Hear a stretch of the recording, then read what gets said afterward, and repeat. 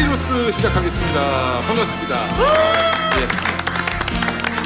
그동안 오디오로만 여러분들께 인사드렸던 카이로스가 오늘부터 그 평화나무 컨텐츠로 이렇게 비주얼로 여러분한테 소개했습니다. 사실은 그동안 고민이 많았습니다. 뭐 우리 둘은 이제 사실은 이제 많은 분들을 떠나가게 만드는 그런 얼굴이 아닌가. 목사님 죄송합니다. 우리는 진실만 얘기해야 됩니다. 가짜 뉴스를 타파하기로 했기 때문에. 예.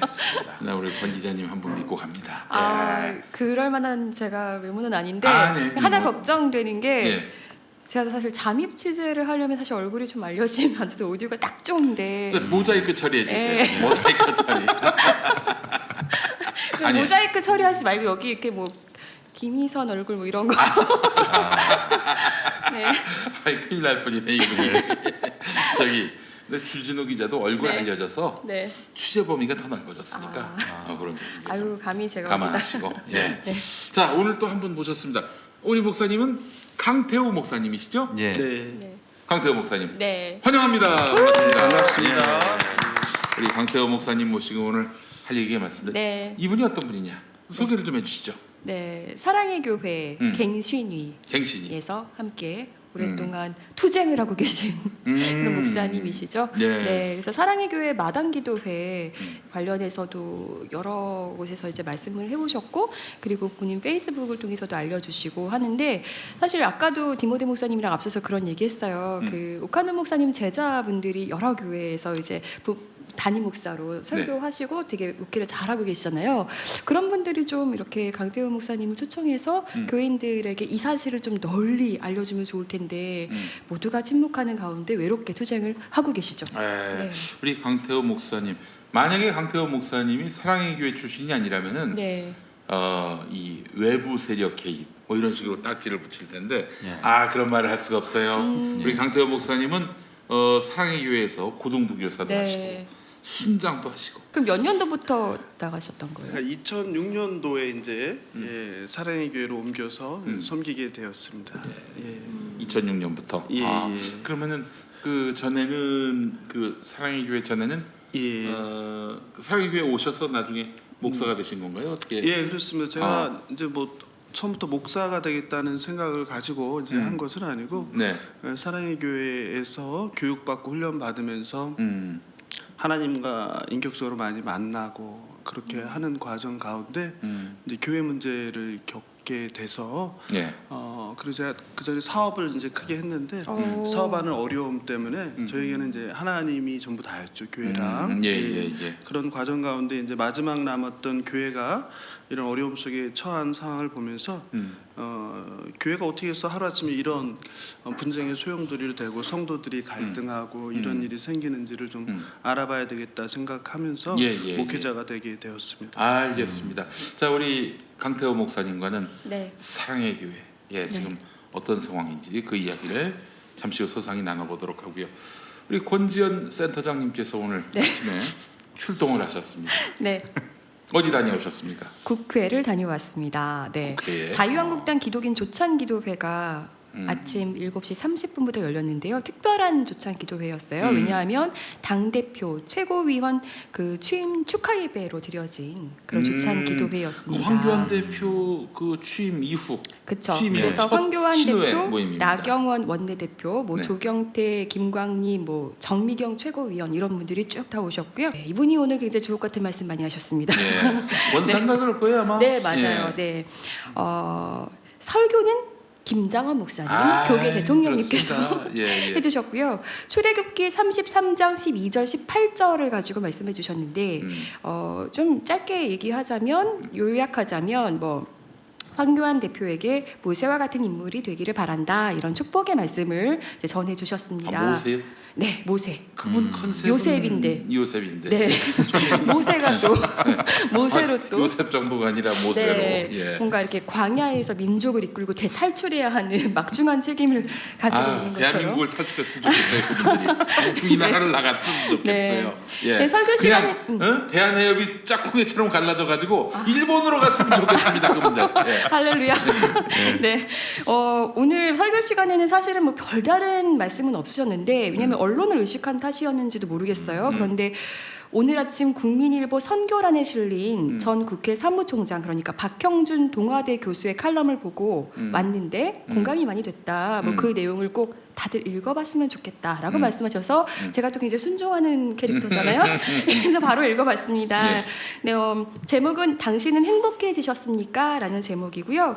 뭐 요약하자면 뭐 국민소득 3만 달러 대한민국 행복지수는 OECD 뭐 하위권 뭐 이렇게 뭐 삶의 질 앞세운 문정부 뭐 정책 정치 방향 잘못 선택했다. 뭐 돈 풀어서 굉장히 뭐 이제 복지 포퓰리즘 하고 그래서 뭐 굉장히 더 행복을 막고 있다. 정치 분열로 가고 있다. 뭐 이런 현 정부 비판의 내용이었습니다. 아, 그래요. 네. 이날 기도회와 축하 예배는 내내 시종일관 나라가 위기다라는 말이 쏟아졌는데요.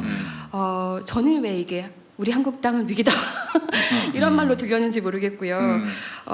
뭐 자한당이 위기다. 그렇죠. 뭐 굉장히 기도하시는 분들마다 우리가 정권을 내어준 것이 굉장히 회개한다. 백성들의 마음을 시원해 주게 하지 못해서 나라가 굉장히 지금 힘들어지고 있고 위기에 처해 있다 이런 말들을 계속 하셨습니다. 황산명 자유한국당 기독인의 수석 부회장님께서도 이 보수의 기치를 들고 힘차게 시작했는데 두 분 대통령님께서 감옥에 가시고 두 분 대통령께서 감옥에 가셨어요. 우리가 부흥했다고 발전했다고 자랑했는데 임대라는 간판들이 요즘 많이 보이고 우리가 부흥했다고 발전됐다고 자랑하는 서울 거리에는 큰 빌딩에 임대라는 간판들이 차례차례 많이 보여주고 있습니다. 뭐 국가에서는 젊은 청년들에게 실업수당을 주고 노인수당 주고 국가의 재산을 낭비하고 하나님 아버지 회개합니다. 뭐 이런 내용들을 기도에서 이제 하셨고요. 아까 말씀하신 이제 정미경 최고위원 이분이 굉장히 주옥 같은 말씀하셨습니다. 나오자마자 대한민국 기독교 대통령 하면 김장한 목사다. 그리고 대한민국에서 기독교 대통령 하면 김장한 목사님이십니다. 세계에서 다른 목사들이 그렇게 부른댄다.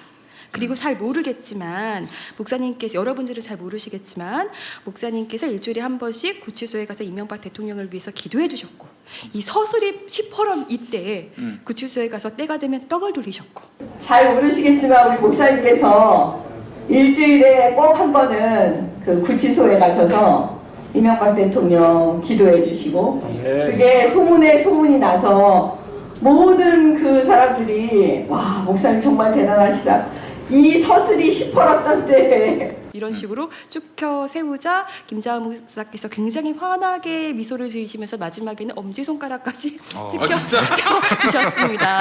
네. 네, 이런 식으로 굉장히 나라는 위기이지만 기도하는 기도하는 사람들이 있기 때문에 우리는 망하지 않는다라고 그런 내용으로 이렇게 마무리가 됐고요. 빠범입니다. 네. 마지막에는 사실은 제가 그 황교안 대표님이나 또 김장한 목사님 이렇게 가까이서 저도 만날 일이 그렇게 많지는 않을 것 같아서 두 분을 만나면 꼭 질문을 한 가지씩 해드리고 싶었는데 황교안 대표님은 하필 나경원 원내대표께서 발언을 하고 계실 때 나가셨습니다. 그래서 아쉽게 그냥 보내드리고 우리 김장한 목사님께는 제가 정중히 인사드리면서 악수도 나누고 질문을 하나 드렸습니다. 극동방송 제작비 영어는 어떻게 된 겁니까, 목사님? 저 피스루비의 권지현 기자라고 하는 뭐 하나만 여쭤볼 거 오늘 설교 너무 잘 들었고요. 그 극동방송 제작비 영어는 어떻게 된 겁니까?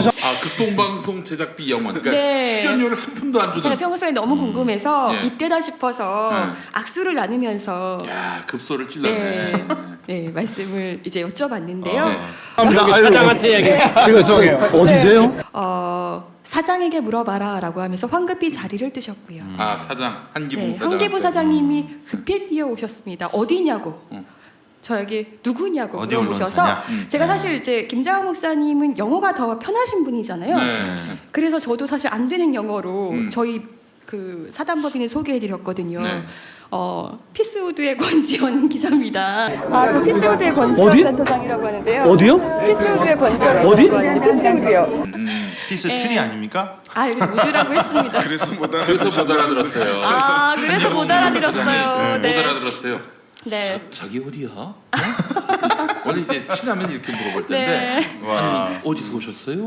이렇게 물어봤을 겁니다. 네. 그래서 어쨌든 계속 못 알아들으시다가 평화나무입니다라고 했더니 어디요? 피스우드요. 평화나무. 이제 표정이 갑자기 바뀌시더라고요. 네. 우리 저 기붕이 형님 반가워요. 예. 또 하나 차렸습니다. 사단법인. 예. 반가워요. 예. 앞으로 좀 두루두루 저희가 또 관계할 일이 많을 것 같습니다. 네. 예. 그리고 그 뭐라고 그래요? 그 출연료 빵원 이거에 대해서.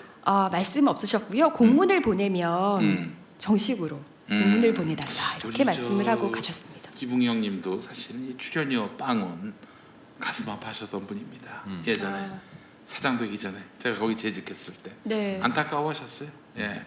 그랬던 분인데 아니 그런 안타까운 망극한 현실을 만든 사람이 누구냐?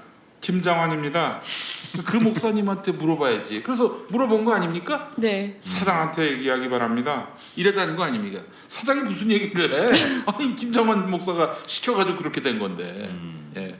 참 이 자리를 빌어서 제가 다시 한번 말씀드리지만 저 역시 제작자로서 방송 제작자로서 제 프로그램에 제가 제작하는 프로그램에 그냥 무료로 나오신 분이 너무 많아가지고 정말 죄송합니다. 제가 머리 숙여 사과드립니다. 제가 뭐 김장환 목사 지침 따라서 했다고 얘기하기에는 부끄러워요, 사실은. 뭐 그 내부에서 왜 이게 빵원입니까? 이 사람을 이런 식으로 착취하면 안 됩니다. 이런 얘기 한마디 안 했어요. 저도 책임이 있는 겁니다. 송구스럽게 생각하고. 예, 그래서 뭐 빚지는 마음으로 이렇게 나중에라도 교계를 바로 세우는 일에 나섰으니까 여러분 이해를 많이 해주셨으면 감사하겠습니다. 아유, 눈에 밟히는 우리 복음성가 가수분들 많이 계시고 예, 그렇습니다. 네. 다 그냥 뭐 부려먹었어요, 한마디로. 근데 사실 제가 앞에서 굉장히 열심히 이제 직접 카메라를 들고 이렇게 찍었거든요. 네. 그래서 저랑 눈이 계속 마주치셨어요, 김장환 목사님. 겹백이 되셨어. 네, 그래서 저를 보고 굉장히 이렇게 따뜻한 미소로 계속 웃어주셨거든요. 저도 웃어드렸는데 마지막에 네. 빈엿을 먹으셨구만. 참. 예. 예전에 네, 매우 서운합니다. 그냥 가셔서. 저도 사실은 어떤 목사님이 있었는데 네. 설교가 처음부터 끝까지 기가 막힌 거예요. 이거 내라는 거예요, 한마디로. 그래서 내가 계속 좀 웃으면서 나중에 마지막에 만났을 때 악수할 때 나갈 때 한 방을 날려야겠다 해서 같이 온화한 표정, 웃는 표정, 막 리액션 왕. 예. 왜 방청객 모드 있잖아요. 네. 그 사람이 웃기려는 의도가 보인다. 안 웃겨도 그냥 이랬고 마지막에 이제 악수할 때 나가서 악수하면서 목사님은 진정한 사건 목자십니다. 이러고 이제 나갔지. 근데 실패했어요. 목사님 못 알아들었어. 그래서 막 웃는 낯에 목사님은 진정한 사건 목자십니다 했더니 감사합니다.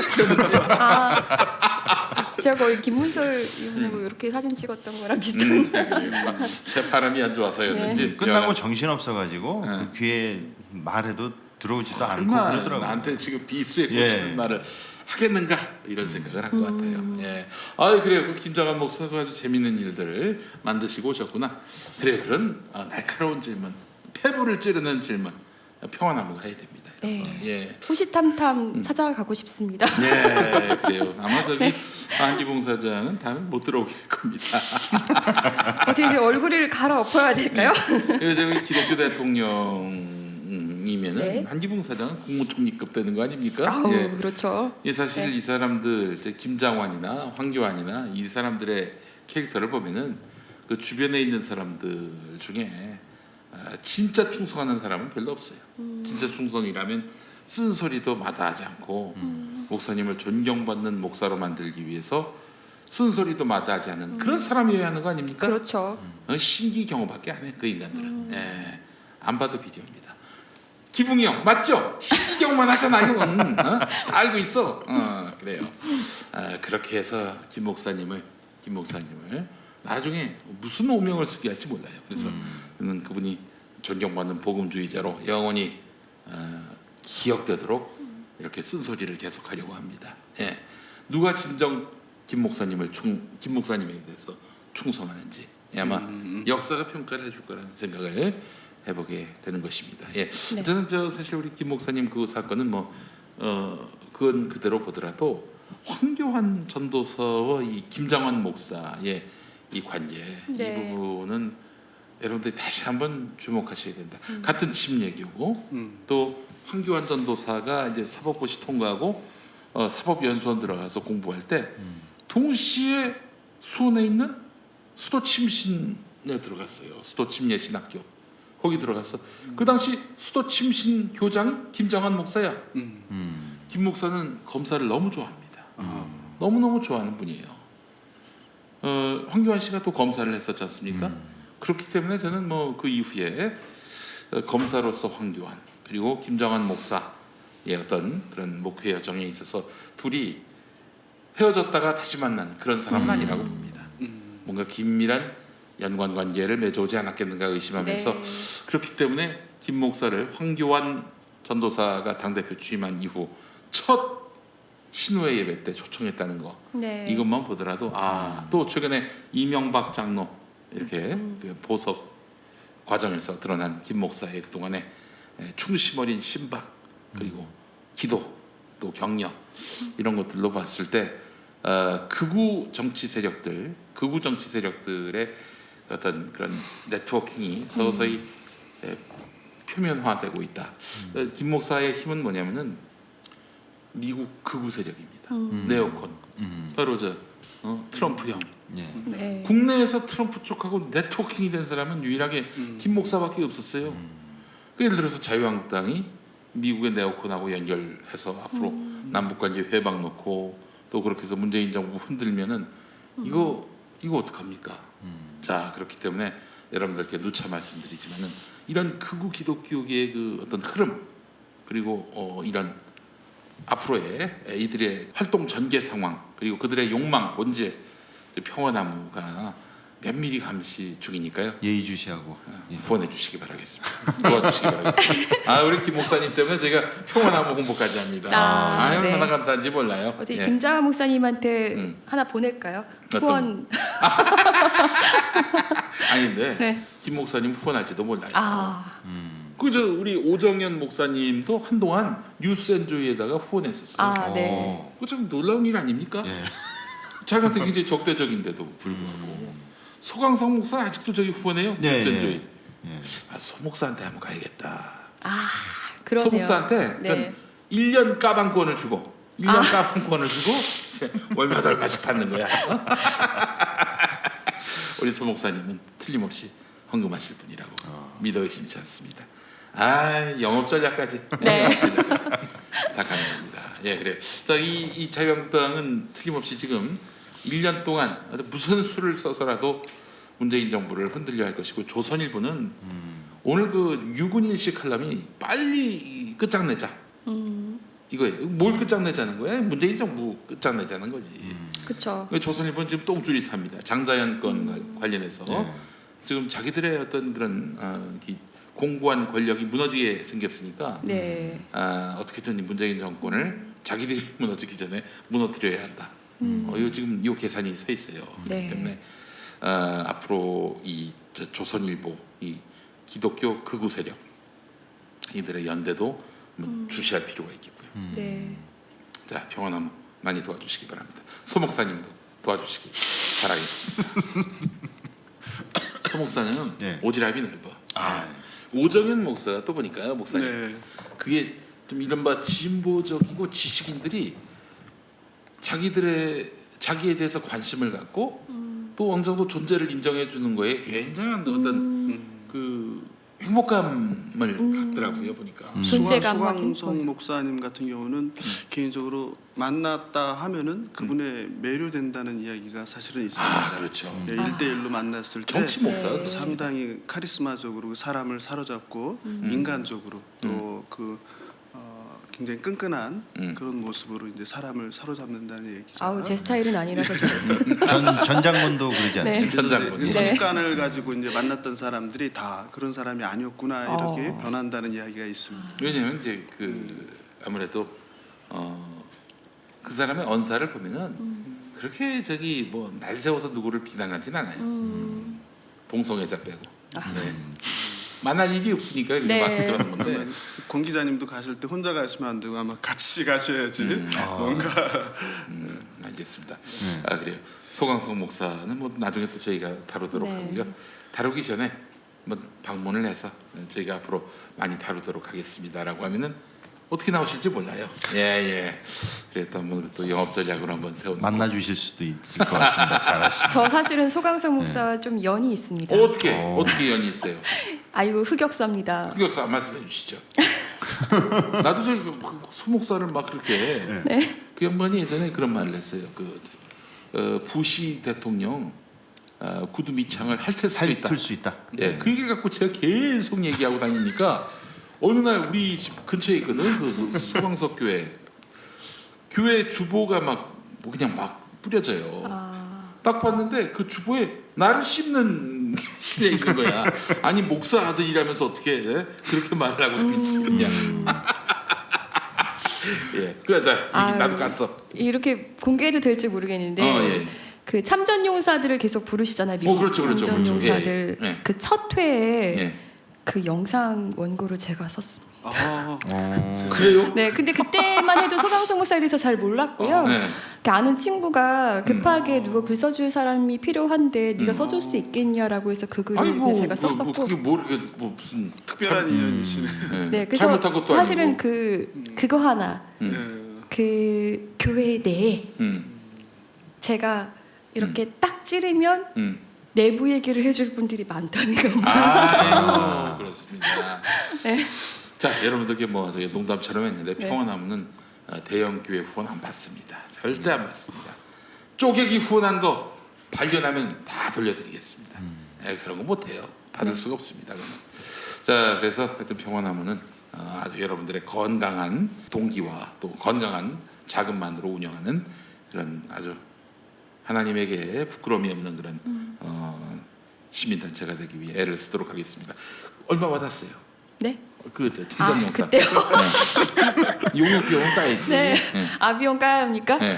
오래돼가지고 기억이 잘 안 나는데 100인가 150인가 받았어요. 손이 크신 분으로 유명하시네. 그리고 그 교회에서 이제 콜이 들어왔어요. 그 교회에 등록하면 안 되냐. 그러니까 저를 이제 무료로 이제 부려먹고 싶으셨던 것 같은데. 등록하는 순간 이제 그때 무료 서비스 하겠다는 확약서를 받는 거지. 그래요. 잘하셨습니다. 그래요. 예전에 이제 우리 여러 차례 얘기했었는데 소강석 목사 교회를 이제 한번 갔었어요. 주일 예배 참석. 왜 갔냐면은 제가 그때만 해도 그 십수년 전에 지구촌 교회를 나갔습니다. 지구촌 교회 분당하고 저 어디 수지에 있는 지구촌 교회 다녔는데 종려 주일은 뭐 가족끼리 뭐 하라고 그랬나 해서 그날은 예배가 없대요. 그래서 이제 뭐 주변 교회 한번 가보자 해서 이제 세된 교회를 갔었는데 와 기가 막힌 얘기를 하시더만. 그러니까 구레네 시몬의 10대 후손이 아우구스티누스가 아니라 뭐지 그 있잖아요. 그 이제 기독교를 공인한 왕 콘스탄틴. 콘스탄티누스 대제라는 거야. 아니 그런 얘기는 나도 신학을 좀 어렴풋이 공부하고 좀 뭐랄까 아주 우스운 성적으로 졸업을 했습니다만은 그 얘기 듣도 보도 못한 얘기야. 아니 사실 그렇다면은 진짜 얼마나 이게 어마어마하게 이게 유통됐을 예화겠습니까? 근데 구레네 시몬의 10대 후손이 콘스탄티누스 대제래. 그래서 그 뒤로 아주 이 학구적인 그런 관심으로 교회사 교수들 만나기만 하면 물어봤습니다. 다 처음 듣는 얘기를 하는 거야. 야, 이거 어떻게 알았지 그걸? 그렇죠. 그래서 그 축복을 받아가지고 구레네 시몬이 예수님 대신 십자가를 져가지고 축복을 받아가지고 이렇게 황제가 됐다. 가끔 칼럼에서 보면은 되게 좀 팩트에서 어긋난 교묘하게 그런 거 많이 쓰시더라고요.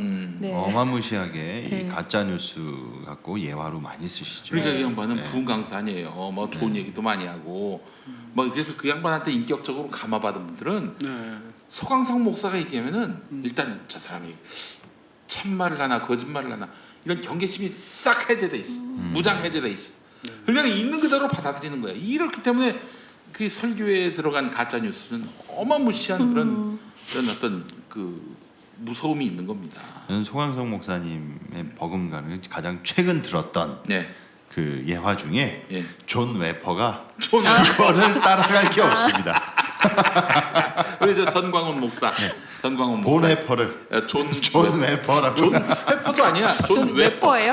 존 웨퍼. 그 햄버거 이름인 줄 알았어요. 존 웨퍼. 예, 존 웨퍼. 예. 마퍼도. 자, 그래요. 여러분 평안함 많이 후원해 주시기 바라면서 자, 오늘 모신 분은 바로 강태우 목사님이십니다. 예, 목사님 오정현 성도는 어떻게 요즘 잘 지내시죠? 네, 제가 저는 강남 예배당에 있기 때문에 어떻게 지내는지는 알지 못하고 아마 목사님께서 생각하신 대로 모든 지금 내외적으로 모든 상황이 전개되고 일사천리로 계획대로 진행되기 때문에 아마 다른 어느 때보단 그래도 이제 거의 다 끝나가는구나라는 생각을 하고 계시지 않을까 이런 생각을 합니다. 그 강남교회당은 지금 현재 강남 예배당, 강남 예배당 서초 말고 새로 지은 서초 말고 강남 예배당 지금 그 부동산은 누구 소유로 돼 있어요? 아, 그거는 교회 소속으로 되어 있죠. 그 지금 서초구로 본사가 옮겨간. 근데 거기 무단으로 점유해도 됩니까? 교회법에 의하면 그 교회 재산은 총유 재산이기 때문에 무단이 아니라 교인들이면 사용할 수 있게 되어 있습니다. 그렇군요. 그럼 무단이 아니군요. 그래서 그것 때문에 이제 계속적으로 성도들을 이제 제명을 통해서 종교 재판을 통해서 치리하는 이유가 제명시켜 가지고. 그래서 지지난해 있었던 것들이 전부 다 강남 예배당에서 핵심적으로 활동하는 분들을 이제 이탈자라고 해서 교인이 아니다 해서 종교 재판을 통해서 권징 재판을 통해서 제명을 한 후에 이제 성도가 아니니까 그들에 대해서 이제 여기 명도 소송을 통해서 예배당 사용료 지금 소송을 진행하고 있습니다. 네. 1인당 얼마씩 걸었었죠? 전부 다 30억 5천만 원이 나왔어요. 94명 정도에 대해서 그러니까 1인당 한 5천만 원 꼴 이렇게 사용료가 거기 가서 예배드렸는데 나와요. 예배드렸다는 이유로 5천만 원을 내라고. 야, 세상에서 이렇게 비싼 비싼 헌금이 다 있다. 그래서 이제 예배당 사용에 관해서 계속 이제 몇 년째 이제 저희들을 쫓아내기 위해서 시도를 했는데 여러 가지 재판 과정에서 이제 인정을 받아서 사용은 지금까지 하고 있고. 그러면은 일단 1인당 5천만 원씩 내라는 소송. 그러니까 서초교회당에서 낸 소송은 그 서초교회당의 패배로 끝났습니까? 그거는 이제 그 후에 진행된 것이죠. 그 전에 이제 내쫓기 위해서 그런 걸 했는데 그게 재판에서 지다 보니까 그 다음에 선택한 방법이 이제 이탈자들을 이제 제명을 통해서 이제 교인이 아니다라는 과정을 통해서 그런 이제 명도 소송을 지금 하고 있는 과정에 있습니다. 교인이어야 사용할 권리가 있기 때문에. 근데 이들은 교인을 이제 제명시키는. 권증 재판을 통해서 교인이 아니니까 이제 거기에 대해서 사용료를 내라 이렇게 지금 하고 있습니다. 교인의 자격을 누가 결정합니까? 보통 이제 교회법에서 이렇게 교인의 자격을 하는 걸 보니까 예배에 출석하고 있는가, 그리고 이제 헌금을 하고 있는가, 특히 중요한 게 11조가 되겠죠. 11조를 하고 있는가, 그리고 교회에서 섬기고 예장합동은 있는가. 11조 안 하면 교인으로 앉혀주는 그런 게 있더라고요. 교회 헌법에. 그래서 그런 걸 기준으로 해서 우리가 권징 재판을 할 때도 보니까 교인의 기준으로 그런 것들을 삼아서 판단을 하고 하고 있었습니다. 그래서 그것들이 이제 노회에도 가고 총회까지 가고, 저 같은 경우는 이제 지금 혼자서 총회까지 가 있는 상황입니다. 그래서 그 이름을 쓸 때 사랑의 교회 마당 예배라고 못하고 기도회라고 하는 이유가 예배를 쓰면 그 분립이 되죠. 교회가 분립이 되기 때문에 그럼 여기는 교회 성도들이 아니라 분립한 교회다. 그렇기 때문에 저희가 마당 기도회라는 명칭을 쓰고, 그리고 세례가 없고, 그리고 목사의 축도가 없고, 헌금이 없고, 이렇게 후원금으로만 유지되고 있고, 그리고 이제 목회자가 없죠. 그러니까 저도 오늘 여기 나왔지만 마당 기도회를 대표해서 나온 건 아니고 거기 섬기는 사람의 그냥 개인으로서 나온 거니까 거기가 이제 목회자가 없어. 제가 하는 일은 주일에 이제 목사님들이 없으니까 주일 설교자를 이제 섭외하는 일을 계속 이제 5년째 해오고 있습니다. 그럼 목사님 또 무임 목사세요? 그렇죠. 사례비 받지 않고 집사일 때부터 마찬가지로 전도사, 그리고 목사가 돼서도 지금 계속 사례비 없이 실제로 사역하시는데 이거 오정현이 지배하는, 사실상 지배하는 예장합동에서는 무임으로 몰릴 수밖에 없는 거예요. 예. 오늘 나오셨으니까 이왕이면 사랑의 교회 우리 완전 복습하는 시간과 함께 또 좋습니다. 개인적인 얘기 많이 질문하고 싶은데요. 네. 저 최근에 또 그 학살 비리 외에도 또 병역 비리 또 논란이 또 뜨겁게 또 달아올랐잖아요. 네, 오정현 성도. 네. 오정현 그래서 목사라고 저는 일단은 유예하고 있습니다. 판단. 그럼 우리 공통적으로 뭐 명칭을 하나 오정현 성도라고. 오정현 하세요. 성도님. 오정현 성도 거룩할 성자인데 오정현 교우. 오정현 교우님. 법원에서 판결된 걸로는 강도사로는 돼 있죠. 강도사까지 돼 있어요. 네. 근데 강도사 자격도 알 수는 없잖아요. 따지고 여러 들어가면. 가지 의혹들은 많이 있는데 그렇기 네. 때문에 오강도사로 합시다. 오강도사. 오강도. 일단은 짧게, 그 오강도. 황성현 PD가 수년 전에 이제 찾아서 제보 받아서 문제 제기를 했던 건이긴 한데 이게 이제 언론에 최근에 보도가 됐던 건 저희도 한번 취재를 좀 해봤습니다. 관련해서 한번 일단 영상으로 보고 오시죠. 네. 강남 한복판에 메가처치를 건립해 눈총을 받아온 사랑의 교회 오정현 목사를 둘러싼 학사비리 논란에 이어 병역비리에 대한 진실 공방이 뜨겁게 달아오르는 모습입니다. 황성현 프리랜서 PD가 입수한 오 목사의 병무 기록에 따르면 오 목사는 1978년 2월 20일부터 1979년 4월 10일까지 군복무를 했습니다. 그런데 영문 버전의 숭실대 성적 증명서에는 2학년 1학기 성적과 함께 교과 과목을 이수한 것으로 적시되어 있습니다. 군복무 중이었던 1978년 성실히 학교에 출석하며 성적까지 받았다는 얘기입니다. 이에 대한 내용이 언론 보도를 통해 알려지면서 사랑의 교회는 교회 홈페이지에 이를 반박하는 내용의 글을 올렸습니다. 사랑의 교회 관계자는 평화나무를 통해서도 이 같은 사실을 강력하게 부인했습니다. 78년도에는 충실대 학적부에 학점이 없습니다.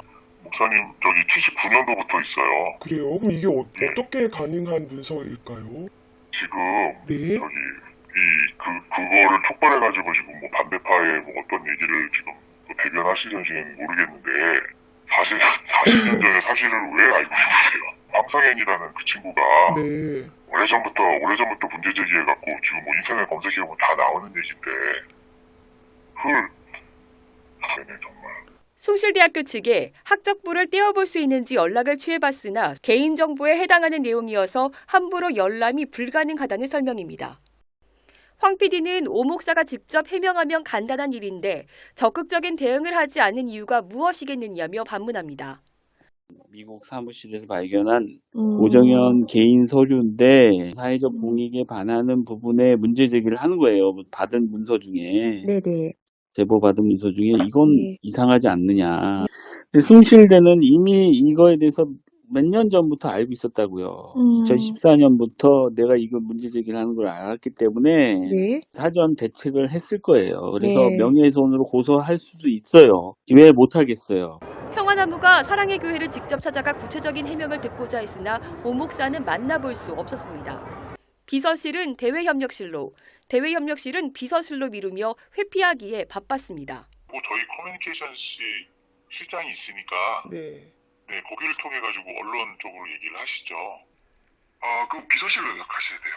죄송합니다. 비서실에서는 이쪽으로 연락하라고 했는데요. 저는 비서실에서 이거 일정 관련해서는 비서실에서 말씀을 나누셔야 돼가지고요. 한편 사랑의 교회 오정현 목사는 예장합동소속 목사가 되기 위한 2주간의 단기 편목 과정을 15일 수료했습니다.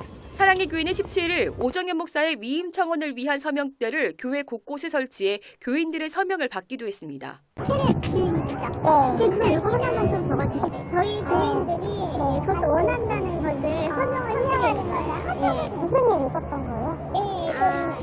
교회에 좀 일이 좀 이제 오정현 목사의 답변만이 남아 있습니다. 아니 그 황성현 PD 그분 참 대단한 분입니다. 대단하신 분이에요. 근데 그분은 거의 삶을 들여서 사랑의 교회와 함께하고 계십니다. 사실은 개인적으로 저도 이제 그분 때문에 눈을 뜨게 된 케이스라고 할 수 있어요. 그렇구나. 뭐 어느 쪽이 맞는지 서로 나뉘어서 갈등하고 있을 때 황성현 PD님이 그 사진을 올렸는데 교회 카드랑 교회에서 받았다는 현금 300만 원인가 이거를 찍어서 올렸더라고요. 그래서 제가 눈앞에서 이제 그걸 보니까 아니 이거 그럼 다 지금까지 교회가 거짓말한 게 맞구나 이런 생각을 가지면서 아 이건 잘못되었다 제가 판단하게 된 그 시작점이 아마 그 계기였던 것 같습니다. 예, 알겠습니다. 자 일단 그 오정현 강도사 예, 그 이중현 이제 목사 자격과 관련한 이야기 그거 좀 짧게 한번 정리를 해주시죠. 현재 법원 판결에 의하면은 목사는 아니다 이거 아닙니까? 아니 그렇지는 않고요. 이제 합동 교단의 목사가 아니다라는 판결이 난 거죠. 예. 근데 미국에서 받은 거에 대해서는 뭐 정의하지 않고 일단 합동 교단 목사로서의 과정 가운데 헌법에 명시된 것을 갖추지 못했다.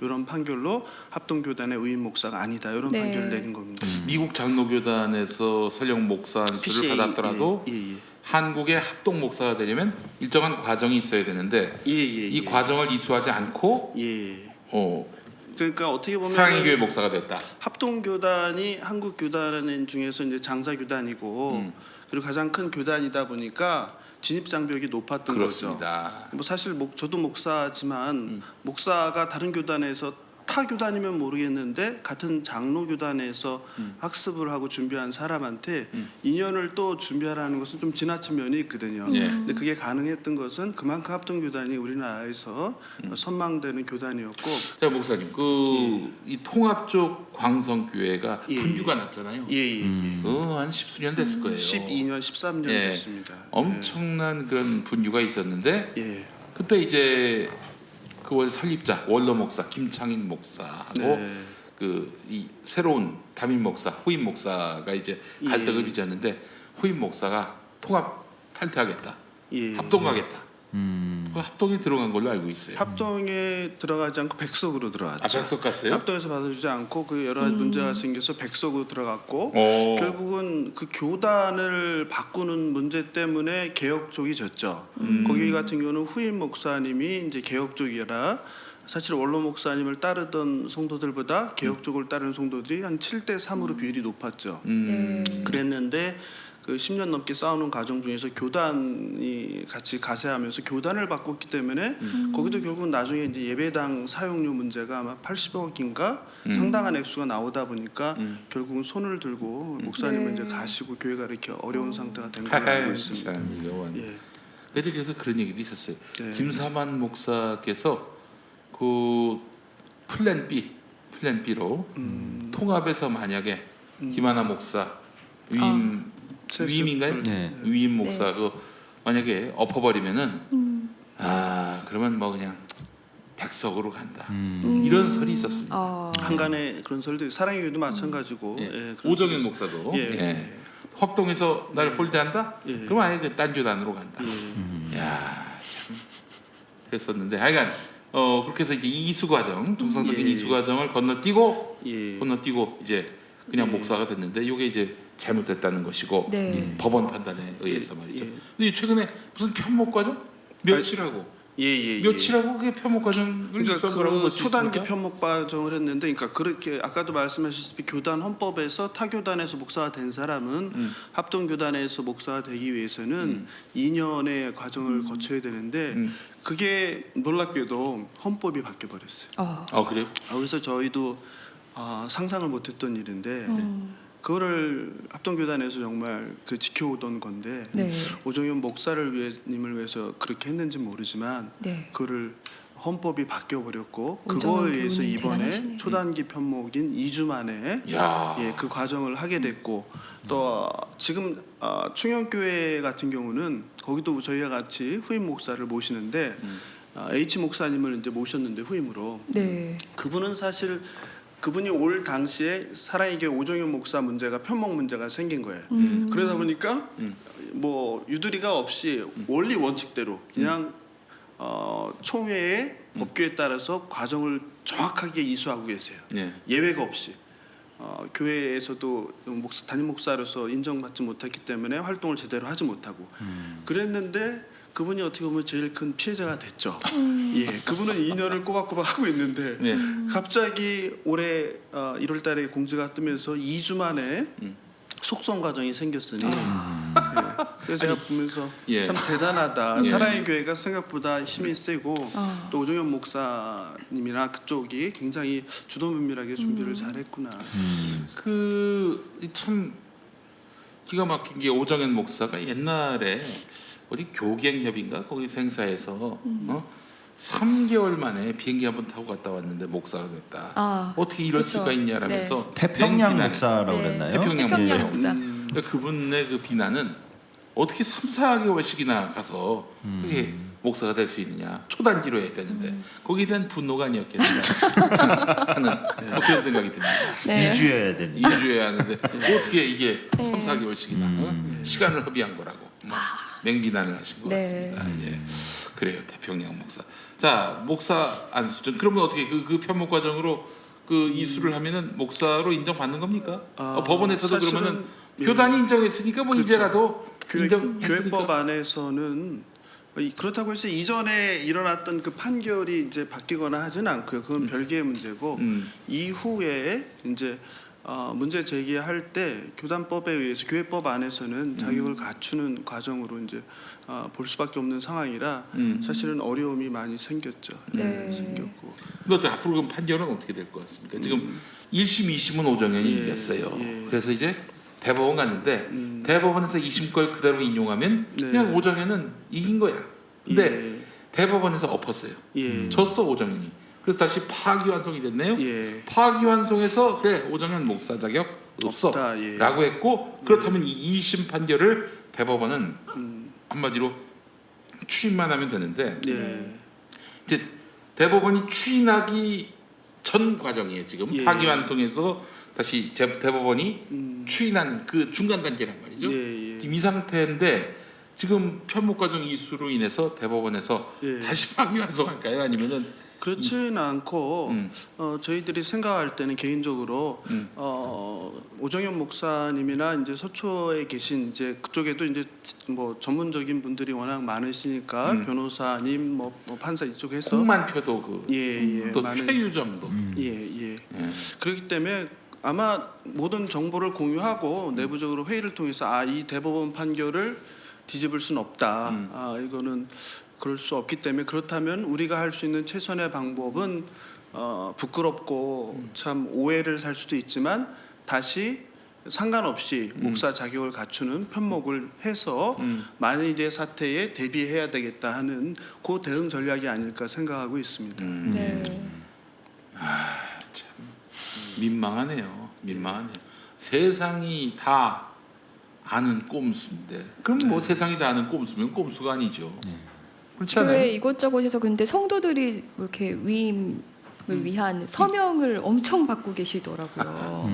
그거는 그거 이미 보면서, 지난번에 이제 법원에 제출됐죠. 한 10,000장 이상 해서 제출이 됐고 그리고 더 놀라운 거는 이런 모든 과정이 초단기로 편목 과정 뭐 공지가 뜨기 전에 바로 시작이 됐고 편목 과정이 끝나기도 전에 당회가 열리고 또 공동의회가 열려서 모든 거를 다 의임 결의를 하고 또 거기에 발맞춰서 또 노회까지도 동서울 노회까지도 이제 3월 25일 날 동서울 노회를 소집해서 의임 결의를 하려고 임시노회를 소집하고 그러니까 모든 것들이 한 분 오정현 목사님을 지키기 위해서 전방위로 한국 뭐 교회, 당회, 노회, 총회 그리고 또 연합한 다른 교단까지도 지원해서 하다 보니까 저희들 뭐 갱신 성도들이 맞서 싸우기에는 너무나 거대한 큰 벽이고 힘든 상황이라고 생각이 됩니다. 저는 진짜 궁금한 게 하나 있는데 사실은 이제 기자들이 직접 이제 만나기 어려운 목사님들 중에 한 명이에요. 오정현 목사가 직접 연락처를 아는 기자도 없고, 꼭 비서실을 통해야 하고, 저도 사실 이제 약속 안 하고 교회까지 찾아갔다가 무례하다라는 말까지 들었고 교회가 너무 커서 길을 잃어서 제대로 찾아가지도 못하겠는 거예요. 아니 근데 난 참 기본적으로 뭐 목사고 목사 아니고 간에 나는 이건 분명히 얘기하고 싶어요. 기자가 무례해야 합니다. 기자가 예의 갖춰서 어떻게 취재를 해요? 또 이 말 이렇게 했다가 또 나 무례하게 취재하는 놈 만나면 더 억울할 텐데. 그런데 사석에서 만나면 보통 어떤 분이세요, 그분은?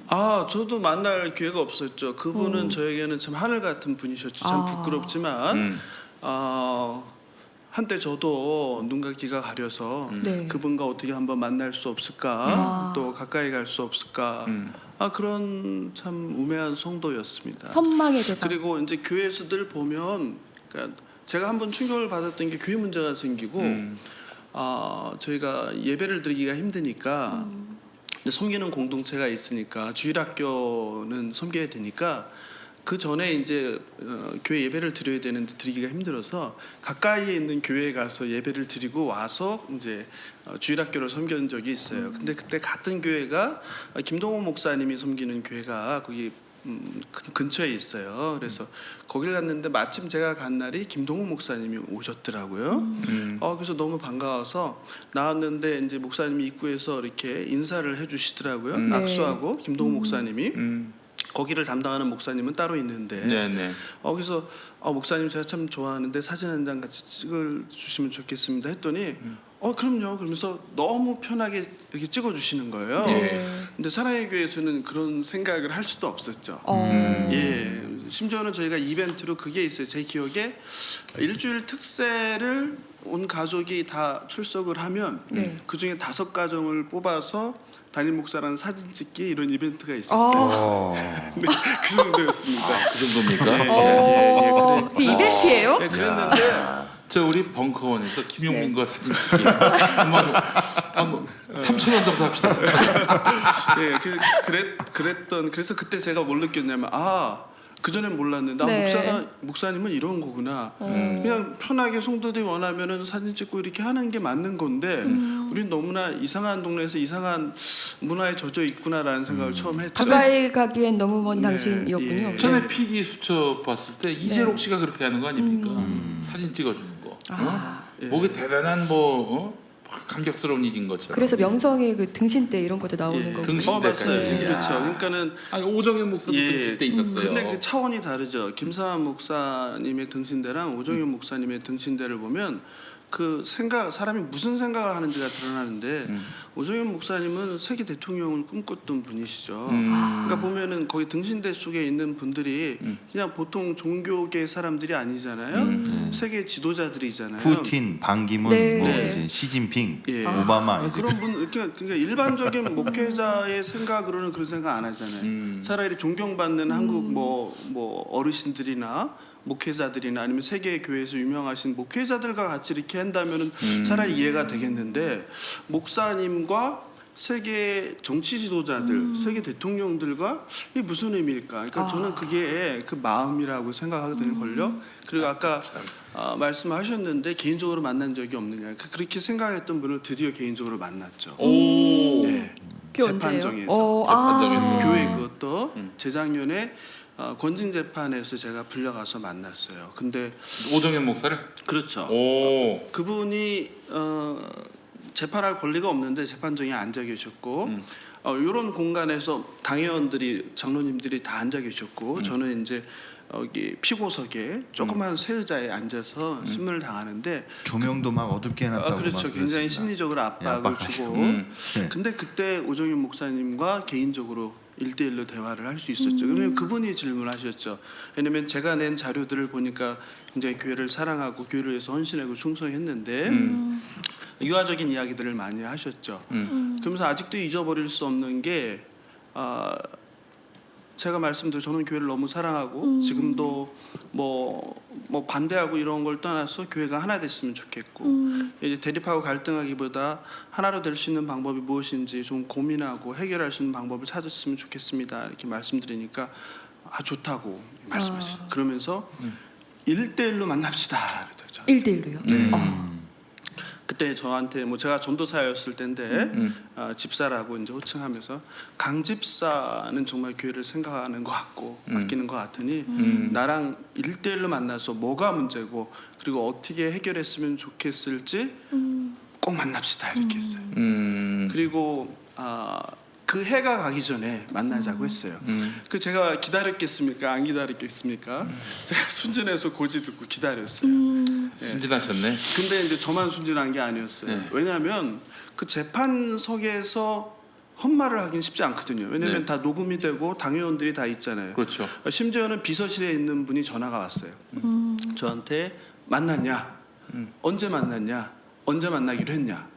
그 말은 뭐냐면 저만 그렇게 들은 게 아니라 거기 있는 분들도 이게 그냥 립 서비스를 하는 말이 아니라 진짜로 그런 의향을 가지고 한글로 이렇게 생각을 해석을 했다는 얘기거든요. 네. 근데 그 해가 다 가도록 오지 않았어요, 연락이. 그때 제가 알았어요. 뭐라 하냐면 이분이 그냥 생각이나 마음에도 없는 말을 그냥 하시는 분이구나. 그래서 그동안 저희 사랑의 교회 문제가 사실은 거짓말이라는 문제거든요. 반복되는 거짓말. 거짓말. 이런 것들이 일상일 수 있겠구나. 네.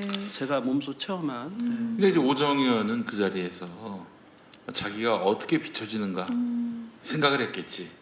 반대파. 네. 근데 자기가 거기서 당신 말이야 그런 식으로 해 이러면 어떡하겠어. 이건 바로 강태호 목사님한테 그게 다 기억 속에 그쵸. 각인이 되고 네. 그 사람 참 몹쓸 사람이다 이런 얘기가 나오지 않겠어요. 오정현은 약속을 안 지켰지만 그러나 최소한 강태호 목사님한테는 굉장히 은혜롭고 자비를 베풀고 그리고 상대방의 진정성을 헤아리는 그런 사람으로서 목회자의 그 풍모를 보여주는 뉴스엔조이를 후원하는 그 자세로. 그렇지. 실상이 그렇겠어요. 실질적으로 진짜 그런 마음이 있겠어. 마음 한 구석에 하나 없다고 보는 거예요. 그러니까 기만한 거야. 기만당한 겁니다. 그런가요?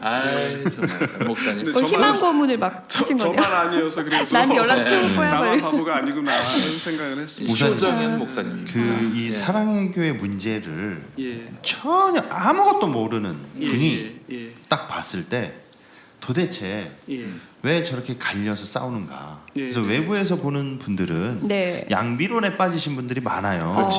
둘 다 잘못이다. 교회 간 다툼으로. 어쨌든 교회니까 둘 중에 하나가 좀 자존심 죽이고 자존심 싸움으로 숙이고 그런 식으로 몰아가는 사람들이 많거든요. 그래서 제3자 입장에서 이 딱 방송을 통해서 보시는 분들이 오정현 목사와 사랑의 교회에 대해서 전혀 모르는 분들이 이래서 문제고 이래서 갱신위에서 저렇게 긴 싸움을 하고 있는 것이구나. 그래서 이 양비론을 한 번에 좀 깨버릴 수 있는 좀 이야기를 좀 해주셨으면 좋겠습니다. 쉽지 않은 것 같은데 저희가 이제 6년을 지나고 이제 7년째 되는데 그 안에 수많은 사건과 상황들이 있었는데 그런 것들을 이렇게 말씀 짧은 시간에 하기는 힘들 것 같아요. 제일 처음에 이렇게 문제된 게 뭐였나요, 오정현 목사님? 제가 생각했을 때 이 사랑의 교회 문제는 많은 분들이 그런 오해들이 많은 것 같아요. 대표적인 오해가 이제 결국은 원로 목사, 후임 목사 사이의 갈등 이런 프레임으로 가져가시는데 이런 프레임으로 가면은 후임 목사가 이겨요. 대중적인 어떤 이게 이슈가 됐을 경우에는 후임 목사가 이기게 돼 있어요. 교회 내부는 역학관계에 따라서 좀 달라질 수 있는데, 그러니까 후임 목사가 얼마만큼 정치력을 발휘해서 그 교인들에게 마음을 샀느냐 이게 사실 변수가 될 텐데 교회 밖으로 원로 목사와 새 목사가 다툴 때는 원로 목사가 이길 수가 없어요. 그런데 이제 제가 봤을 때는 이제 그런 건 아니고 이 사랑의 교회 문제는 어떻게 보면 한국 교회에 세속화되고 부패한 한국 교회가 이제 임계점에 이르러서 드디어 이제 터져 나가기 시작하는 모든 문제의 이제 종합판, 축소판이 아닌가. 그래서 사랑의 교회 문제를 들여다보면은 첫 번째가 이제 무리한 건축이죠. 이게 촉발점이었습니다. 그리고 결국은 교회의 세속화, 그다음에 대형 교회 문제, 그리고 교회 리더십 교체도 물론 있죠. 그리고 근본적으로 한국 장로교회의 어떤 잘못된 문화, 그리고 잘못된 성도들에 대한 가르침, 그리고 교회론, 그리고 성도들의 맹목적인 신앙, 그리고 제왕적인 담임 목사 제도, 그리고 재정 비리, 그리고 목회자의 도덕성, 특히 뭐 논문 표절, 학력 위조. 그리고 까똑까똑. 일단 한국 보수 장로교들이 갖고 있는 세상에 대한 무관심, 그리고 총체적으로 더 나아가서 단순히 개교의 문제가 아니라 개교회, 그리고 노회, 그리고 총회, 교단 전체, 나아가서는 그 교단들끼리 연합해서 하나의 어떤 그런 모든 카르텔, 종교 카르텔, 신학교까지요. 신학교 뭐 기본이죠. 신학 교수들은 거기에 협조하는 어떤 이런 전체가 아우러진 문제가 사랑의 교회 문제 안에 다 들어가 있다. 결국은 세수만 안 했네. 세수만. 세수만 하면은 거의 모든 걸 다 해본 셈이 되는 건데. 그렇기 때문에 그런 관점에서 사랑의 교회 문제를 봐야지 단순히 사람들이 오해하듯이 후계자로 선정하는 과정에서 생긴 문제로 이렇게 판단할 문제는 아니라는 생각이 듭니다. 확실한 거는 옥하는 목사님이 돌아가시기 전에 굉장히 오정현 목사에 대해서 의문을 품었다는 것. 이건 사실인 것 같습니다. 그 아드님 옥성호 선생하고 제가 같이 그 북콘서트를 하기도 했었는데 오정현 목사의 이런 굉장히 실망한, 제가 말을 굉장히 순화해서 말씀을 드리지만 어마어마하게 실망했더라고요. 제가 듣기로는 이제 뒤에서 이제 들은 얘기인데 실제로는 행동을 개시하려고 했고 그랬는데 결정적인 순간에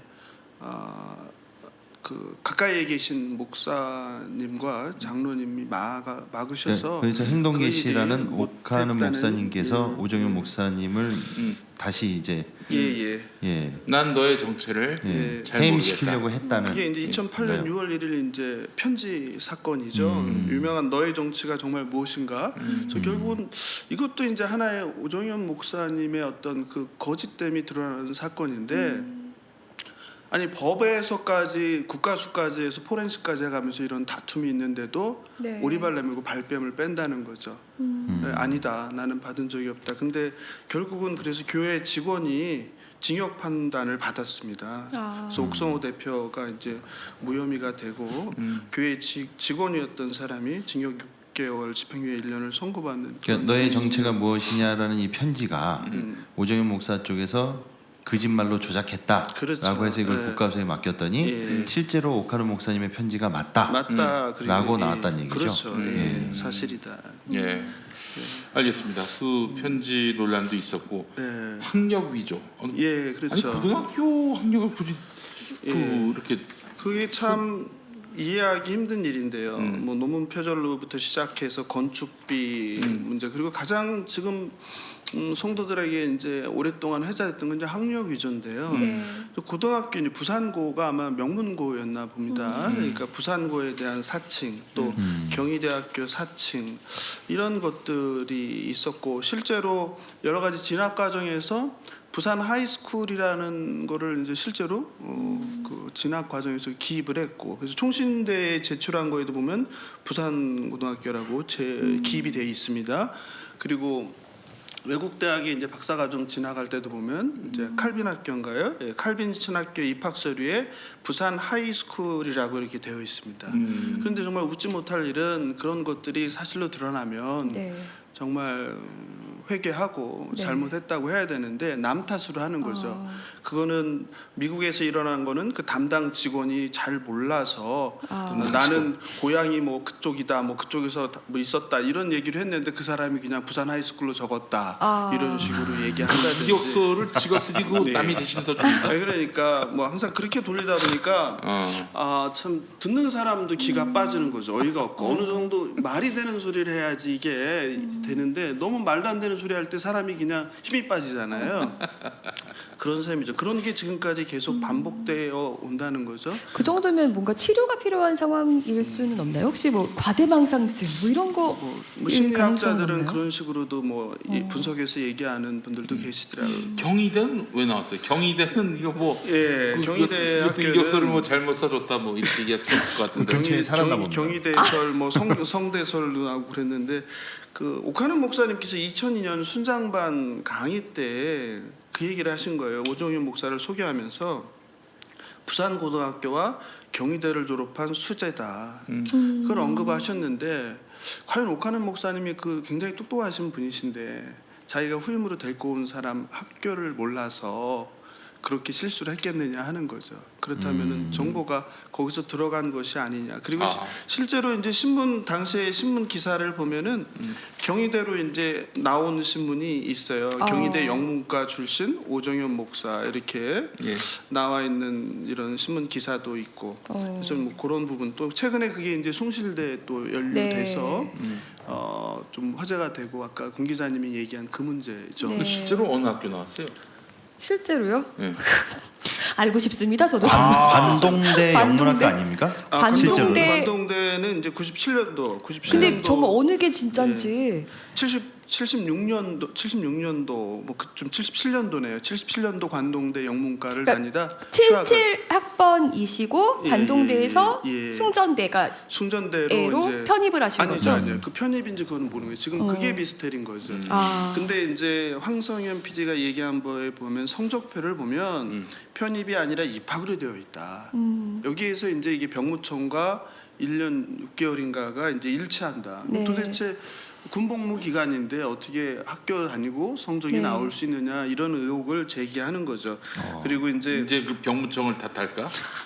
그래서 제가 뭐 그래도 썼는데 병무청에서 대답을 하셔야 됩니까? 숭전대에서 대답을 하셔야 됩니까? 이런 글을 썼는데 그래서 어쨌든 영문 성적표에 보면은 1978년 이제부터 이제 성적이 나와 있죠. 그 기간은 이제 군 복무 기간이고 그런 문제가 있습니다. 아니 이 부분에 대해서 뭐 교회 쪽에서 말끔하게 해명 안 합니까? 항상 이제 문제가 이런 이슈가 있을 때마다 오정현 목사님 본인 스스로 이제 나와서 이러이러하다 얘기하면 쉽게 해명이 되는데 한 번도 그러신 적이 없어요. 한 번 있어요.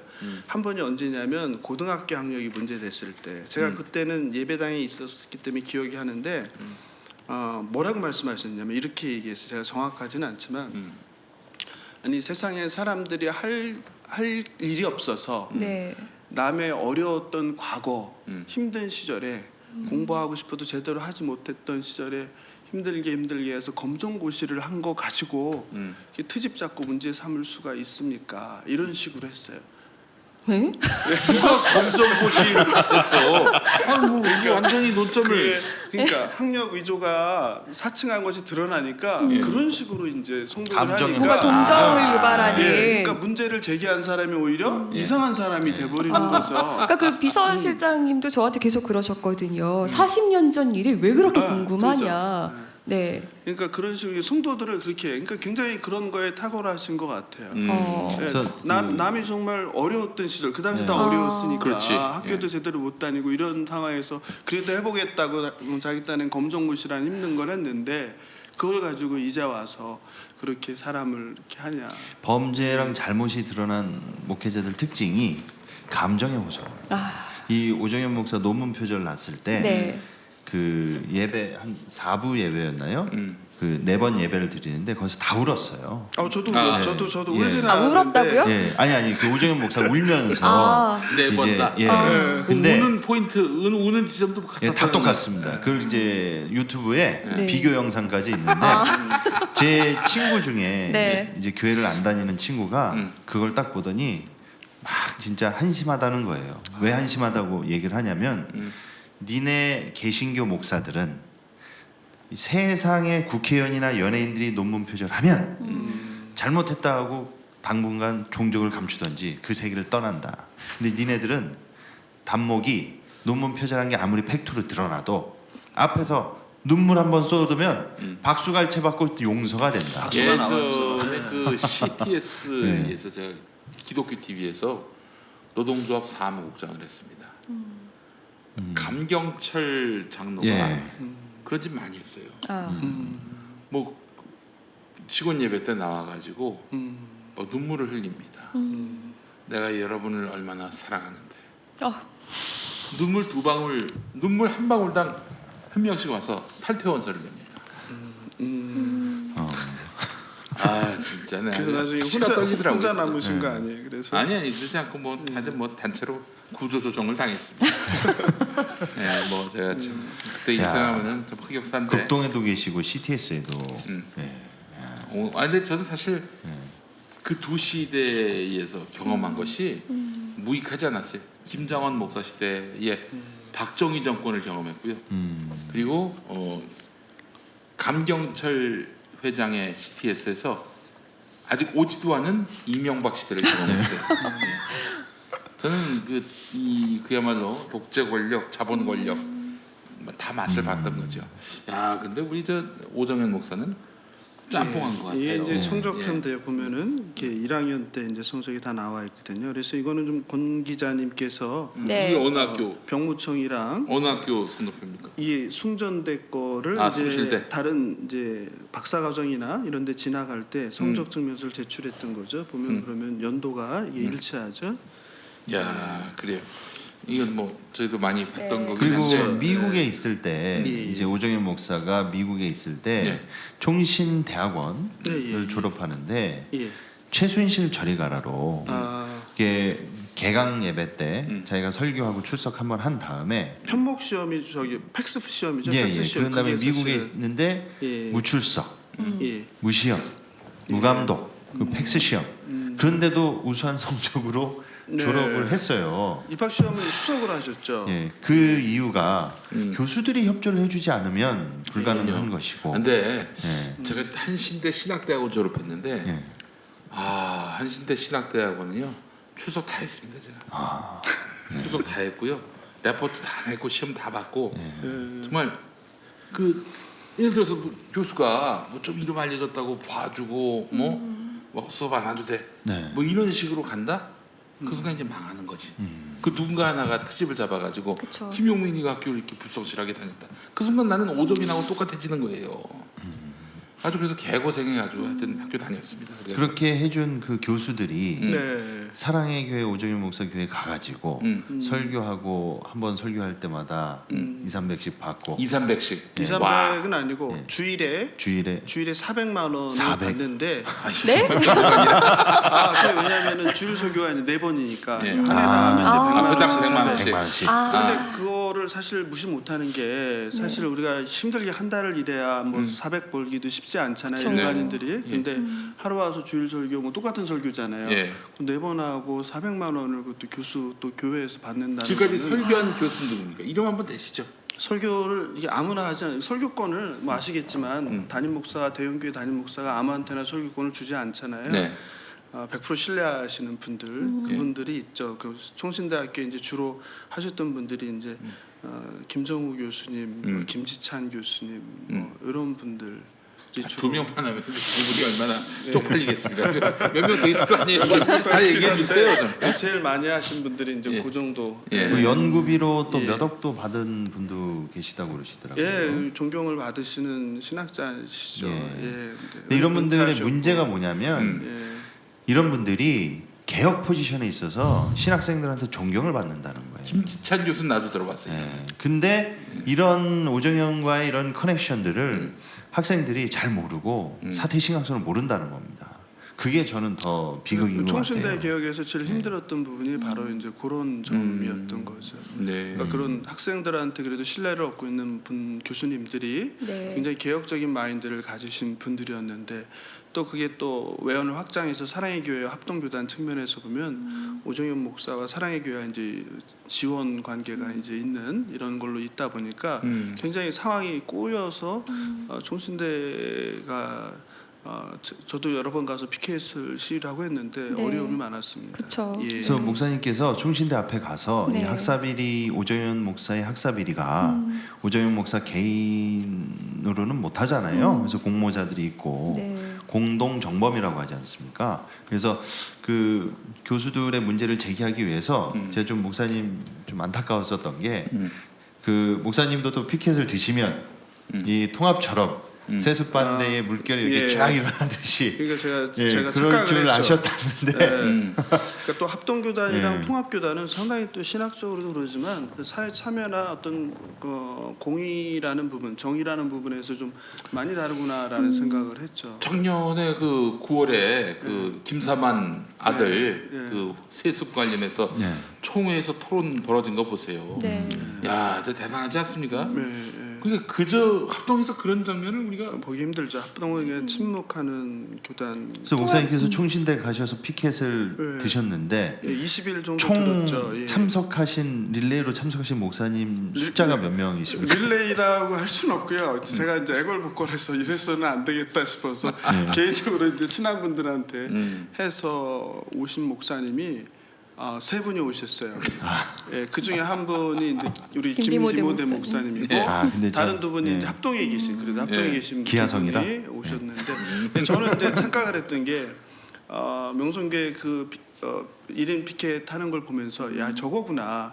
우리 사랑의 교회 문제도 합동교단도 또 총신대학교도 제가 총신하고 또 합동교단이랑 상관은 없지만 제가 이런 목소리를 들고 시작을 할 때 벌 때는 아니어도 뭐 줄줄이 그래도 지원자들이 있어서 좀 외부에 좀 알려줄 수 있도록 하겠구나 생각을 하고 20일을 서 있었습니다. 20일을 서 있었는데 그게 굉장히 결국 현실적으로 봤을 때는 교단 내부적으로 좀 많이 다르지 않았나 생각이 듭니다. 사실은 또 우리 합동에 계신 분들 중에서 개혁을 요구하는 분들이 있으면은 개혁을 요구하는 분들 보면은 아주 이 진정성이나 컨텐츠가 탄탄한 분들이에요.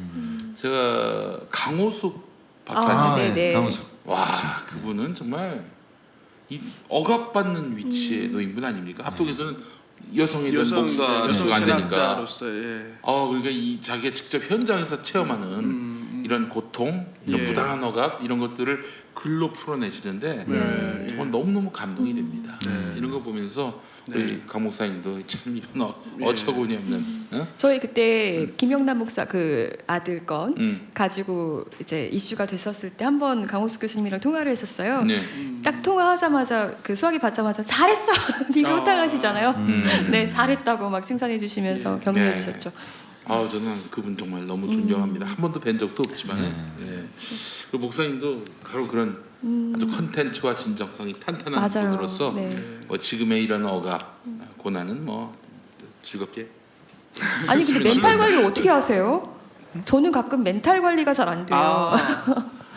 멘탈 관리. 이게 너무 오래 가고. 저는 설교자를 섭외하니까 참 하나님 주신 은혜인 것 같아요. 또 이제 공동체가 어쨌든 균형을 잡아야 되고 공동체가 일주일에 한 번 드리는 마당 기도회가 가장 중요하기 때문에 그 참 감사한 거는 그동안 한국 교회에 계신 많은 분들이 그래도 도와주셨죠. 신학자들, 목사님들이 오셔서 주일 강단이 한 번도 빈 적이 없었어요. 뭐 우리나라뿐만 아니라 외국에 계신 교수님, 목사님들도 오셔서 그런 말씀을 잘 전해주셔서 사실은 한편으로 마당 공동체가 어려운 길을 가고 힘들고 외로운 싸움을 하고 있지만 말씀의 은혜를 받았다 이런 생각을 확신을 갖고 있어요. 교수님, 목사님, 지금 그 교회당 안에서 예배는 못 드리시고 마당에서 하시는 거예요? 그렇지 않죠. 저희가 이름을 붙인 거는 처음에 이제 마당에서 시작했기 때문에 그렇게 저희가 부르는 거고 지금은 거의 저희가 이제 본당에 들어갔죠. 본당에서 이렇게 그때 요거를 뚫고 보시면 이렇게 막아놨잖아요. 들어가지 못하게 용역을 불러서 한 겁니까? 용역을 동원해서 한 거죠. 오정현 목사 측에서 용역을 불러가지고 그렇죠. 여기 이렇게 마당 기도회죠. 이렇게 마당에서 드려서 저희가 이름이 마당 기도회고 이렇게 시작했던 것이 이렇게 아예 여기서도 모이지 못하게 쓰레기를 싸는 거죠. 마당에 입구는 다 차단해놓고. 아니 이게 바로 예배를 못 드리게 예배당을 훼손한 이게 저 극악한 죄 아닙니까? 이게 예배당 훼손이죠. 그리고 기도의 방해고. 근데 저희가 이거를 뚫고 들어가서 그때부터는 이제 지금은 이제 실내에서 드리고 또 그렇게 할 수밖에 없는 게 계신 분들이 다 연세가 많으세요. 지금 뭐 평균 연령이 65세 이렇게 되어 있고 그게 또 한 가지 한국 교회의 아픔이죠. 오히려 이런 교회를 바로 세우는 일에 젊은 세대들이 좀 앞장서 싸우면 좋은데 좀 젊은이들이 많을 줄 알았더니 그게 아니군요. 전혀 다르죠. 몇 분 정도 오세요 그럼? 저희가 지금은 이제 7년차 되면서 인원은 좀 예전보다 많이 줄었어요. 처음에는 1,600, 1,800명 가까이 이렇게 됐던 걸로 아는데 지금은 한 850명에서 많이 오시네. 이렇게 그 마당 기도회 나왔다가 저 서초동으로 간 분도 있습니까? 네 들었습니다. 그런 인간들이 있어요. 안락함을 찾아. 안락. 얼마나 추웠겠어. 그 소송 관련해서 저쪽에서 이제 왜냐하면은 이제 부부가 신앙생활을 같이 안 하는 경우가 많이 있어요. 그런데 이제 법원에서 이런 뭐 소장이 날라오고 하다 보니까 가족 간의 어려움도 많이 생길 수 있잖아요. 뭐 그런 것도 자녀들과의 어려운 문제. 그래서 뭐 가신 분들도 있다고 제가 들었습니다. 저는 그 이렇게 교회가 그래도 어떻게 보면은 아픔을 겪는 과정에서 사랑의 교회가 하던 사역들이 있잖아요.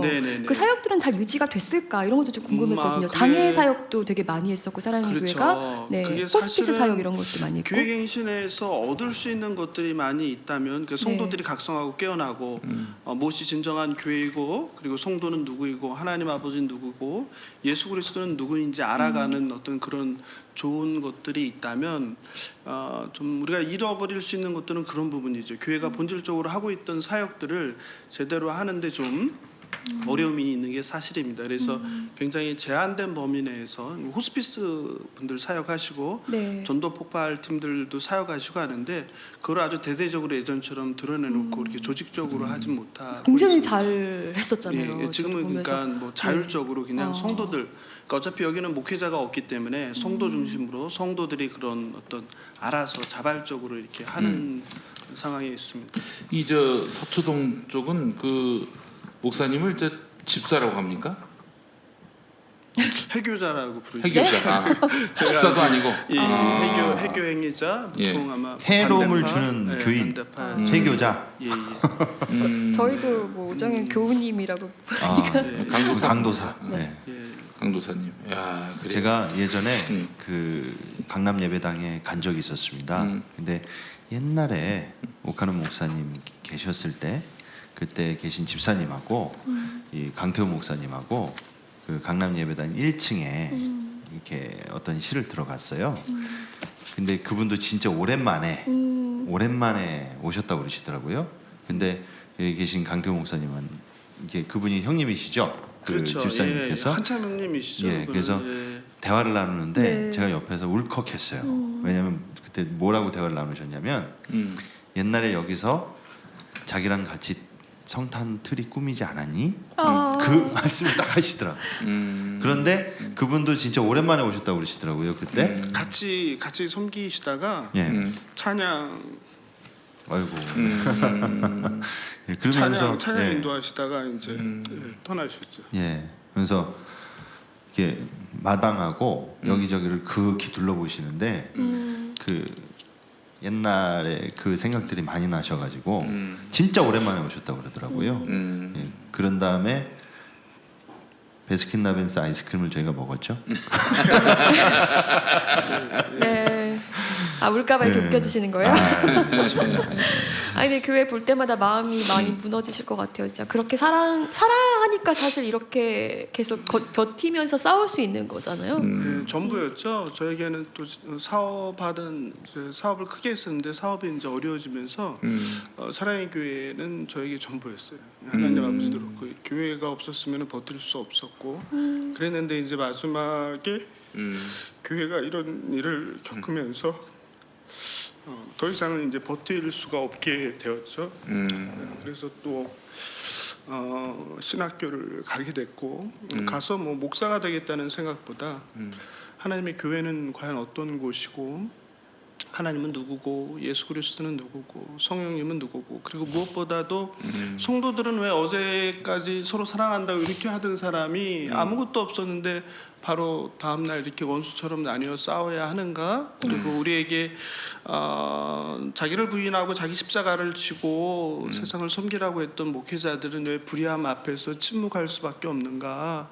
이런 것들을 제가 알고 싶었어요. 그래서 저는 그것 때문에 2013년에 이제 신학교를 가게 됐죠. 또 가게 된 계기가 제가 이제 오정현 목사님이 안성 수영관에 갔다 자숙하고 돌아오시는 날 그날 사랑의 교회에서는 볼 수 없는 너무나 기이한 풍경들을 보고 제가 글을 썼어요. 누가 정말 예배를 방해하는가라는 글을 썼는데 그 글이 일파만파로 퍼져나가면서 저는 가운데서 그냥 제 개인적인 사업의 어려움 때문에 기도만 하고 신앙생활하던 사람이었는데 제가 갑자기 그 싸움의 한가운데로 빨려 들어가게 됐어요. 근데 이제 뭐가 문제였냐면은 제가 한 18가지, 20가지 가까이 그날 잘못된 일들을 지적을 했는데 저쪽에서 이제 오정현 목사를 이제 비화하는 그런 권사님들이나 이런 분들이 저의 가정에 또 저희 개인 사업의 어떤 내밀한 어떤 비밀이나 이런 기도 제목까지 다 까발리고 저희 자녀들까지 공격하는 모습을 보면서 너무나 힘들고 아픈 시간을 보냈고 또 제가 이제 다락방 순장으로 섬겼는데 그걸로 인해서 다락방이 깨져 버렸어요. 그러면서 너무나 불면의 밤을 보냈죠. 그러면서 나같이 아무것도 아닌 자도 내가 같이 섬기던 성도들이 이렇게 아파하고 또 순장님이랑 더 이상 같이 못하겠다고 떠날 때 이렇게 마음이 찢어져서 잠이 안 오는데 어떻게 오정현 목사님은 이렇게 성도들이 아파하고 떠나가는데 가만히 저렇게 계실 수가 있을까 이런 부분들이 이해 안 됐고 또 그런 과정 가운데서 이제 더 이상은 제가 기댈 곳이 없어서 이제 신학교를 가게 됐죠. 또 안수를 저는 그래서 줍니까? 그렇기 때문에 저는 어차피 속어로 쓰면 이 바닥이잖아요. 여기도 교계라는 그렇죠. 게 좁고 다 알잖아요. 예. 그래서 정상적인 목회라든지 어디 부교육자로 갈 수 있는 상황도 안 되고 하니까 그냥 자유롭게 이 일을 하기 위해서 이제 독립교단에서 안수를 받았습니다. 아이고 그러셨구나. 예. 알겠습니다. 가족들 반대도 있었을 수도 있을 것 같아요. 저희 아내도 저희 공동체에서 같이 섬기다 저희 아내는 지금 이제 다른 교회로 나가서 집 근처에 있는 교회에서 나가서 섬기고 반대하고 그러진 않아요. 근데 늘 이제 같이 함께 이제 같은 교회에서 신앙생활하고 싶은 마음은 있지만 또 교회가 지금 처한 현실이니까 또 제가 해야 될 일이 있고 또 제가 목사로 어쨌든 부름을 받아서 섬기니까 아내 입장에서는 힘들지만 이해하고 그렇게 하고 있죠. 여러분 많이 기도해 주시고요. 우리 강태호 목사님 정말 이 사랑의 교회 회복을 위해서 하나님이 예비해 놓으신 분이다 이렇게 생각을 해주시고 많이 또 물심양면으로 또 도와주시고요. 앞으로 우리 사랑의 교회가 빨리 회복이 돼서 그렇게 해서 이 과거의 그 아름다웠던 공동체를 복원했으면 좋겠다는 마음 갖고요. 아울러 오정현 목사의 그 정치적 그런 야망들이 있어 보입니다. 본인이 무슨 총선 결과를 예측했고 기도했더니 확 판도가 바뀌었다 그런 얘기인데 오정현 씨 2012년 총선 때 그런 얘기 있거든요. 그 당시 판을 만든 사람은 김용민입니다. 당신 덕에 이렇게 바뀐 줄 알고 있는데 내 덕이야 내 덕. 자 그래요. 목사님 마지막으로 한 말씀 해주시고 마무리하도록 하겠습니다. 네, 너무 오늘 이 자리를 마련해 주셔서 너무 감사드리고요. 그리고 오늘 방송을 준비하면서 제가 지나간 기사들을 찾아봤어요. 특히 사랑의 교회 건축 관련해서 이렇게 기사를 찾아보니까 너무나 많은 끼어있는 선지자들이 사랑의 교회를 향하여서 그러면 안 된다고 너무나 많이 외쳐주셨는데 사실 저희가 그거 듣지 못했습니다. 저 역시도 마찬가지고 그 당시에도 이렇게 사회적으로 파장을 일으키는 3천억이 넘는 건축을 하는데 교인들이 90%가 넘게 찬성을 했습니다. 저도 찬성을 했고 그런 것을 보면서 이번에 또 의인 목사 결의를 하는데 94%인가요? 96%인가? 96% 96%. 공산당이지. 통과하는 걸 보면서 네. 제가 이건 말도 안 된다. 어떻게 이럴 수 있는가? 제가 사실은 비난을 했는데 사실은 제가 과거에 그랬던 그 자리에 있던 사람이라는 생각이 들었습니다. 특별히 이제 한국교회 개교회주의 또 무관심, 양비론 이렇게 생각할 수 있는데 그러지 마시고 그동안 저희들을 또 지원하고 저희를 위해서 기도해 주신 많은 분들께 먼저 감사드리고요. 앞으로도 여러 가지 상황마다 좀 함께 해주시고 응원해 주시면 좋겠고 끝날 것처럼 보였던 싸움이 지금 상황에서는 또 한참 언제까지 가야 될지 모르는데 대부분 나이 드신 연로하신 60대 70대 분들이 이 싸움을 하고 계십니다. 그러니 앞으로도 기도해 주시고 돌봐주시면 좋겠고 지금 세상도 많은 곳곳에서 불의함과 편법과 불법과 거짓됨들이 정치, 정치, 경제, 사회, 교육 연예계 할 것 없이 다 터져서 밝아지고 있고 공의를 향해서 나아가고 있는데 안타깝게도 한국 교회만은 여전히 과거에 머물고 있는 것 같습니다.